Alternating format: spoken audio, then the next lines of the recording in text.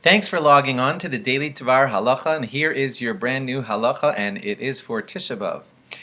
And you notice I did not say hello or hi at the beginning of the halacha, and that's what we do on the day of Tisha B'Av because we're in the state of mind that we don't want to give big joyous greetings to each other. And remember, we did teach you the other day that if your friend of yours makes a mistake about this and he gives you a big greeting, don't call him a fool for doing that. Don't embarrass him. Just give him a somber answer so he'll get the picture and he'll realize, and the next person he won't make that same mistake with.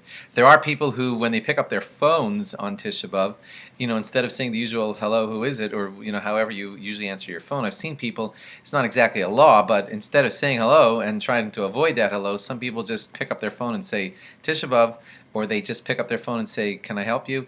But the hello is something that we do try to minimize on this sad day of Tisha B'Av. And now I just want to give you a couple of reminders of things that we have we've learned a lot of them, but just reminders because we are on the day of Tisha B'Av itself now. Please make your homes such that food is unavailable to you. If there's a certain snacking dish that you always grab some food from as you walk by, make it unavailable to yourself on this Tisha B'Av so you won't by mistake eat something on the day of Tisha B'Av.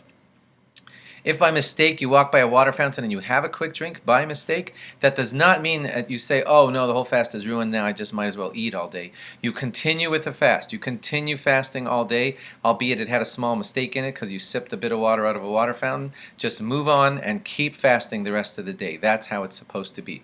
Remember, we did teach you that if you have great distress from a horrible taste in your mouth, you could rinse out your mouth, but be certain that you spit out everything and you're leaning over so you won't swallow that water. But it's only if it's great distress. Generally, we don't want you washing out your mouth on the day of Tisha B'Av. We did also teach you that if there are medicines that you have to take, then you are allowed to just swallow them straight. Better check with your doctor that you're not taking a kind of medicine that's going to burn your stomach when you just swallow it straight. Figure that out before so you won't have any issues. If you have to have some liquid go down with it, also talk to a doctor or a rabbi, but there's some say that if you swallow it with some bitter tasting stuff, not water, not juice of course, then it might make it permissible to have that important pill washed down. If you're preparing supper for post-Tisha B'Av, you are allowed to rinse the foods. Better do that in the afternoon and later part of the day. Rinse the foods as necessary for the meal that you're preparing for later, even though your hands will get wet and we don't do washing on Tisha B'Av. But you're preparing food and, it can't all be prepared the second after Tisha B'Av. You're not allowed to cool yourself against something wet, so you can't wet a towel and put the wet towel against yourself. It's too close to washing. Same thing with holding a wet container against yourself. You're not supposed to do that either. As we taught you are allowed to put on deodorant to remove a bad odor. That would be allowed. And now, most importantly, we told you some of the don't do's. Now to what you do. Make a plan all day long. Don't go hanging out with your friends. Make sure that, I'm going to Kinos all morning. It's going to take all the way till Chatzos. So that covers me till around after 1. And then I'm going to Mincha. That's at 2. That'll take me up to about 3.